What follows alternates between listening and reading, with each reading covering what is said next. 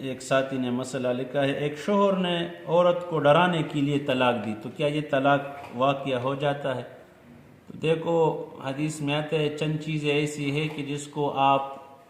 قصدن کرے یا آپ اس کو مذاق میں کرے وہ واقعہ ہو جاتا ہے، تو اس میں ایک طلاق ہے اور ایک عتاق ہے، اور ایک چیز اور بھی ہے، تو اس میں ایک طلاق بھی ہے۔ اگر ایک آدمی نے مذاق سے بیوی سے کہا کہ تم میرے اوپر طلاق ہے، یعنی میں نے تمہیں 3 طلاق دے دی، تو یہ اگر مذاق میں کہا یا سچ میں کہا تو طلاق واقع ہو جائے۔ اور ڈرانے دھمکانے کے لیے یہ کوئی کھیل تماشا نہیں ہے کہ ایک آدمی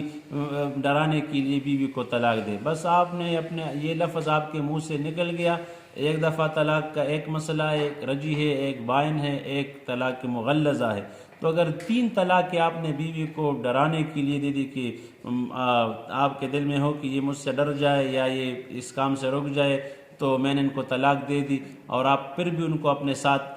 رکھ رہی ہے، تو آپ زنا میں مبتلا ہے، آپ شیطان کے